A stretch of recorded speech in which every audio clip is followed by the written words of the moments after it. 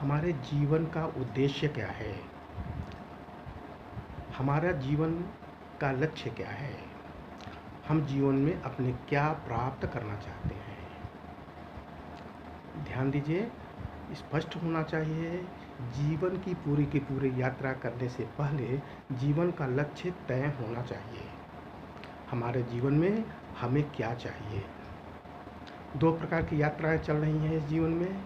इस धरा पे दो विचारों की यात्राएं चल रही है। एक ऐसी विचारधारा जो लेने में विश्वास करती है, इस धरा से सब कुछ प्राप्त कर लेना चाहती है। पूरा समूचा जीवन इस धरा में 100 वर्ष तक, 90 साल तक जो भी वो जी रहा है, एक एक पल इस दुनिया से निचोड़ लेना चाहता है, इस दुनिया से प्राप्त कर लेना चाहता है। इस ड्रीम को आगे ले चल रहा है और इतना एक्सेलेंट ड्रीम है कि दुनिया की सारी भौतिकीय संपदा वो अधिक से अधिक प्राप्त कर लेना चाहता है। एक ऐसी विचारधारा जो चल रही है कि वो जीवन में सब कुछ प्राप्त होने को ही अपना ड्रीम मान रहा है, सब कुछ प्राप्त करने को ही लक्ष्य मान रहा है। और ज़रा देखें, अंत में जब वो कुछ प्राप्त होता है तो उसे लगता है कुछ मिलता नहीं। सिकंदर से बड़ा उदाहरण कुछ नहीं है। सिकंदर ने इस दुनिया को जीतने की कोशिश की, भारत में आके हारा, लेकिन जाते समय कहा उसके दोनों हाथ बाहर कर देने चाहिए, जैसे इस धरा के लोगों को लगे कि हम खाली हाथ जा रहे हैं। तो हम ये बात समझ लेना चाहिए, हमारे जीवन का क्या लक्ष्य होना चाहिए। ये लक्ष्य स्पष्ट हो जाना चाहिए। जो ये विचारधारा में लोग लगे हुए हैं, इतना कीमती जीवन इसलिए डुबो दे रहे हैं, ये कंकड़ वस्तुओं की खोज में, मौज मस्ती मनोरंजन वस्तु लोग पदार्थों के संग्रह में, अंत में उन्हें सिर्फ निराशा मिलती है, चिंता मिलती है, भय मिलता है, कष्ट मिलता है, जलन मिलती है, दुख मिलता है, अत्यंत डिप्रेशन मिलता है। वो चाह तो रहे थे कि दुनिया से बहुत सारी वस्तुएं प्राप्त करेंगे, पैसा प्राप्त करेंगे, आनंद पाएंगे, लेकिन सच है उसको प्राप्त के इतने बोझ तले, उन धनों से, इन वस्तुओं से, इन लालसाओं से इतने बोझ तले अपने को डुबो दिए, इतने बोझिल हो गए कि वो चिंताग्रस्त हो गए। और ज़रा देखें, एक विचारधारा ये है, ये विचारधारा जीरो है, ये विचारधारा ठहरती ही नहीं। क्योंकि जब आप एक विचारधारा को लेते हैं तो आपको तो आनंद होना चाहिए, लेकिन बदले में क्या मिला? उस विचारधारा यानी वस्तुएं प्राप्त करने में, धन प्राप्त करने में जो आप समय दे रहे हैं, उसमें आपको दुख मिल रहा है, चिंता मिल रहा है, ईर्ष्या जलन मिल रहा है, डिप्रेशन मिल रहा है, शारीरिक रोग मिल रहा है। इसका मैं विचारधारा काम नहीं कर रही। साइंटिफिक प्रूफ है। अगर विचारधारा सही होती, ये विचारधारा उपयोगी होती, ये विचारधारा विकसित होती, तो आपको चिंता नहीं होना चाहिए, रोग नहीं होना चाहिए, दुख होना चाहिए। क्यों? चिंता तो वहाँ होता है जहाँ पे गलत विचारधारा होती है। तो आपको ये सब वस्तुएं प्राप्त करने में जो चिंता हो रही है, दुख हो रहा है, भय हो रहा है, कष्ट हो रहा है, ईर्ष्या जलन हो रहा है, पूरा जीवन का जीवन नरक हो जा रहा है, इसका साइंटिफिक सिद्ध हो रहा है ये विचारधारा जीवन के लिए उपयोगी नहीं है। क्योंकि जब आप कोई प्राप्त कर रहे हैं, उद्देश्य तो आनंद को प्राप्त करना है, तो आनंद तो मिल ही नहीं रहा, तो साइंटिफिक सिद्ध हो गया ये विचारधारा प्राप्त करने की विचारधारा को, ये जो प्रतिस्पर्धा में जुड़े हैं, ये जीरो है, ये अनुपयोगी है, साइंटिफिक सिद्ध हो गया। अब दूसरी विचारधारा है जो लोगों को देने की विचारधारा है। दो विचारधारा होगी, या तो देना या तो लेना। पहली विचारधारा स्पष्ट हो गया कि इसमें दुख है, चिंता है, कष्ट है। जितने लोग इस धरा से लेने का प्रयास किए हैं, एक साइंटिफिक ये अगर सर्वे किया जाए तो बताएगा उनको चिंता है, दुख है, रोग है, कष्ट है, डिप्रेशन है, क्योंकि उन्होंने गलत विचारधारा चुना। लेने में दुख होता है, लेने में सुख हो ही नहीं सकता। तो हम इन चीज़ों से, इन भौतिकी जगत में प्राप्त होने वाली वस्तुओं, धने से इतने अपने बोझिल हो गए कि हम दुख के मारे मरे जा रहे हैं, कड़कड़ाए जा रहे हैं। अभी शाम को एक गाड़ी आई, मान लीजिए हमने कोई 12 लाख की गाड़ी ली, सुबह देखा 35 लाख की एक BMW आ गई। ख़त्म, सारा मेहनत ख़त्म। मकान लिया, दूसरे दिन ट्रिपल डिलक्स मकान खड़ा हो गया, ख़त्म। चौथे दिन मान लीजिए छोटा सा हेलीकॉप्टर लिया, एक बड़ा हवाई जहाज आ गया, ख़त्म। तो ये सिद्ध हो गया कि आप जो इन वस्तुओं के भरोसे आनंद चाहते थे, सुख चाहते थे, मस्ती चाहते थे, वो इसमें मस्ती है ही नहीं। साइंटिफिक सिद्ध हो गया, क्योंकि लेने में मस्ती है ही नहीं। प्रश्न है, अब दूसरी विचारधारा है देने में। दो विचारधारा है, या तो लेने में या तो देने में। अगर हम देते हैं तो मस्ती है। अब जरा देखें देने में कैसे मस्ती है। भामाशाह ने राणा प्रताप को सर्वस्व दे दिया, मस्ती ही मस्ती, आनंद हो गया, सारे रोग से मुक्त हो गए। तो देने में मस्ती है, लेने में मस्ती नहीं है। अब देखिए, वृक्ष देता है, सूर्य देता है, चंद्रमा देता है, धरा देती है, महापुरुष देते हैं, सज्जन देते हैं, लोग देते हैं। जो देने वाला होता है खुश होता है, प्रसन्न होता है, आनंद होता है। एक बार दे के देखिए, जितनी मात्रा आप देंगे, जितनी संख्या में देंगे, जितना ज़्यादा ज़्यादा चिंतन करके लोगों को खुशियाँ दे, लोगों को देंगे, लोगों को तन मन धन से सहयोग करेंगे, लोगों के दुखों में हाथ बटाएंगे, उस दिन आपके छोटे से बीपी है तो कम हो जाएगा, कैंसर उभर रहा होगा, कैंसर खत्म हो जाएगी, क्योंकि इतनी प्रसन्नता होगी आपको। उन प्रसन्नता के साइंटिफिक जो रिसर्च आते हैं, रिसर्च पेपर तैयार होंगे, वो गजब के होंगे। अगर छोटे मोटे रोग हो रहे होंगे और लोगों को आप देने का सोच रहे हैं तो वो ठीक हो जाएगा। एक कहानी बताते हैं। एक व्यक्ति था, उसने तय किया कि अब तो रोग हो ही गया है, तो चलो कोई बात नहीं, हम जितना धन है लोगों को बांट देते हैं। वो कैंसर वालों को, कैंसर पीड़ितों के हम इलाज में लगा देते हैं। आपको आश्चर्य होगा, जो भी धन था उनको भी कैंसर था, उन्होंने डिसाइड किया कि हम कैंसर पीड़ितों में ये धन बांट देंगे। उन्होंने कैंसर पीड़ितों की सेवा की, कैंसर पीड़ितों में धन बांटा। और डॉक्टर्स ने कहा था 6 महीने से साल भर आयु होगी। पता चला 5 साल अपने धनों के द्वारा बांटते गए। जब टेस्ट हुआ तो निगेटिव आया। कैसे हुआ? उस विचारधारा से, क्योंकि देने से उन्हें मस्ती मिली, आनंद मिला, ठाका मिला, प्रसन्नता मिली, मुस्कान मिला, और जीवन पूरा का पूरा जीवन आनंद से भर गया। तो दूसरी विचारधारा साइंटिफिक सिद्ध होती है, जब देंगे तो मस्ती मिलेगी, खुशी मिलेगी, स्नेह मिलेगा, आनंद मिलेगा। अब देखें कैसा सूर्य मुस्कुराता है, सुबह सुबह मुस्कुराता है क्योंकि प्रकाश बांटता है। वायु मुस्कुराती है क्योंकि वायु ऑक्सीजन बांटता है। फल मुस्कुराता है क्योंकि वृक्ष फल बांटता है। गाय माता भी मुस्कुराती हैं क्योंकि वो गाय बांटती हैं, दूध बांटती है। धरा मुस्कुराती है क्योंकि ढेर सारा वो उसमें जवाहरात, कोयला, सोना, पेड़ पौधे, पत्तियां सब धरा माँ बांटती हैं, लोगों को अपने पास नहीं रहती। गंगा माँ मुस्कुराती हैं क्योंकि वो जल बांटती हैं। चंद्रमा मुस्कुराता है क्योंकि शीतलता बांटता है। चंदन का वृक्ष मुस्कुराता है क्योंकि वो चंदन की शीतलता बांटता है। महापुरुष भी, वो सज्जन, महापुरुष सज्जन मुस्कुराते हैं, उनकी आयु लंबी होती है क्योंकि वो देते हैं, देते हैं, देते हैं। देने का नाम जिंदगी है और सिर्फ लेने का नाम जिंदगी नहीं है।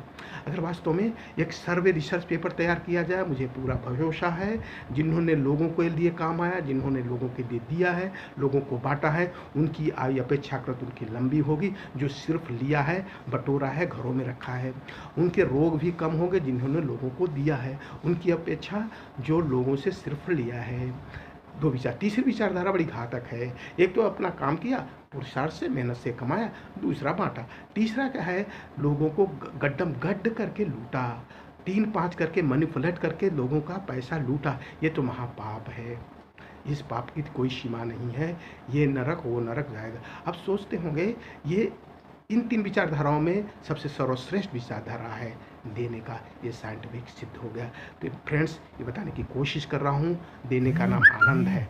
जरा आप देखिए, देने के दृष्टिकोण नाम से आप आनंदित होते हैं। जब देंगे कितने आनंदित होंगे।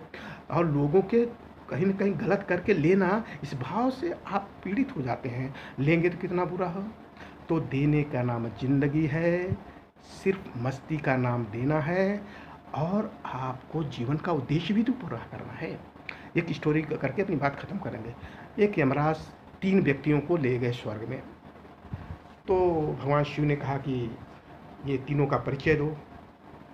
तो एक व्यक्ति जो है बड़ा पूजा पाठ करते थे, उनको उन्होंने नरक दे दिया। क्यों?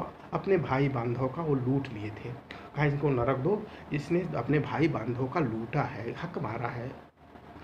कहे यार हम तो बहुत पूजा पाठ करते, पूजा पाठ किए तो थोड़ा सा उसका लाभ मिला, लेकिन जो अपने भाई बंधुओं का लूटा उसके कारण नरक मिला। दूसरा, पूजा पाठ न के बराबर करते थे, लेकिन उनको महान भगवान शिव के पैरों में जगह मिला, क्योंकि वो पूरा सब कुछ लोगों के लिए, माता पिता, भाई बहन, पत्नी, परिवार, लोगों के लिए जो दीनहीन गरीब है उनमें बांटा। चिड़ियों के लिए, पंछियों के लिए, पशुओं के लिए, सारे लोगों के लिए जो भी दे सकते पानी, खाना पाना, उनको भगवान शिव ने कहा तुम मेरे पास रहो क्योंकि तुम्हारी मुझे ज़रूरत है। तीसरी विचारधारा है जो सिर्फ अपने काम में मस्त रहती थी, लूटती थी नहीं, न परोपकार करती थी, न लूटती थी। सब उसने कहा इसको धरती पे भेजो, ये धरती पे पुनः जाए और फिर अच्छा कार्य करके तो आए। एक बार वो पुनः जन्म लेने के लिए वो धरती पे भेजे। यानी जो परहित में लगे थे उनको मोक्ष मिल गया, जो लूटते थे उनको नर्क मिल गया, और नर्क में गए तो उनको क्या हुआ, आग से तपाया गया, आग के बालू पे उनको रौदा गया, उनको एकदम उन पे पूरे शरीर पे आग ही आग बांटा गया, आग में भिगोया गया, उनको 100 चूहे उनके शरीर पे छोड़ दिए गए जिन्होंने लोगों का लूटा, और जिन्होंने बांटा उनको बढ़िया पुष्पक विमान से पूरे विश्व की यात्राएं कराए, 56 प्रकार के भोज मिले, उनको सोने के महल में रखने को मिला। क्यों? उन्होंने लोगों को तो जीवन के बाद भी जो अगला जो जीवन है, अगर ये सही जीवन नहीं किया गया तो वहीं नरक वाला, चूहे वाला जीवन होगा। आप समझते अगला जन्म नहीं होता। आप ध्यान कीजिए, बचपन में आपको नहीं मालूम था कि आपकी जवानी होगी, लेकिन जवानी है। बचपन में जो गलतियाँ किया जवानी में कष्ट पा रहे हैं, जो बचपन में अच्छा किया जवानी में नहीं कष्ट है। तो कुल मिलाकर के वो अगला जन्म है। अब उस पर आपको पहले तैयारी करके बचना है स्वर्ग की तरह, या उसकी परवाह न करके वो 100 चूहे से कटवाना है, या गर्म बालू पर रेत पे डोलना है, ये आग में तपाना है, ये आप डिसाइड करता है। और ये तब कैसे होगा? ये परमात्मा के भजन से, परमात्मा के स्मरण से, परमात्मा के ज्ञान से, परमात्मा की संगति में रहने से होगा। तुलसीदास जी कहते हैं जहाँ सुमति तहाँ संपत्ति नाना, जहाँ विपत्ति तहाँ विपत्ति। जहाँ सुमति है, सुंदर मत है, सुंदर विचार है, वहाँ पे सुंदर परिणाम भी होंगे।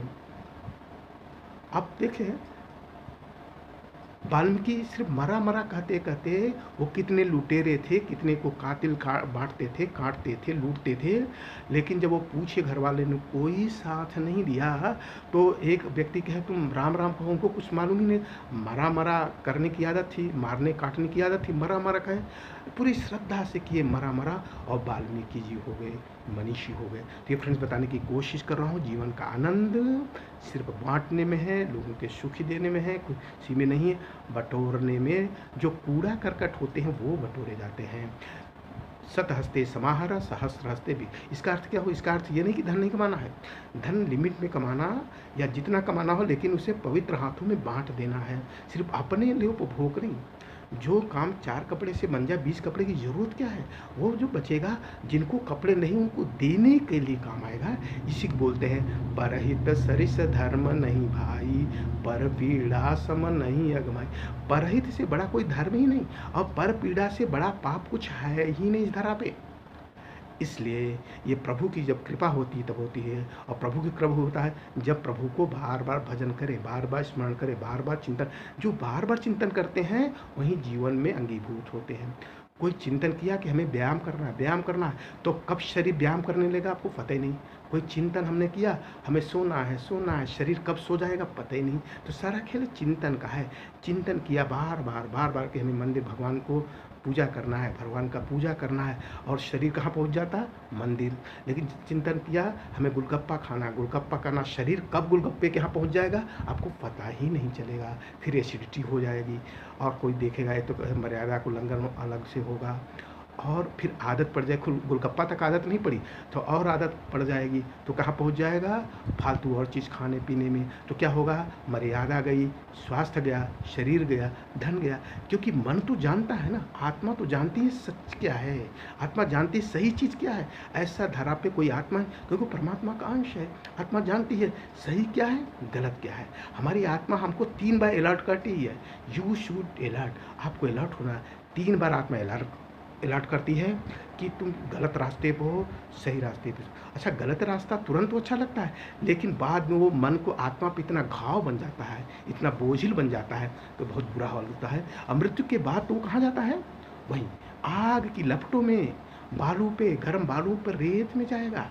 इसलिए हमें शतमार्गी होना चाहिए, तपस्वी जीवन होना चाहिए। परमात्मा का भजन करते हुए मन हृदय में पवित्रता के साथ जीवन को धारण करना चाहिए। तो फ्रेंड्स, यही बताने की कोशिश कर रहा हूँ। Okay, thank you.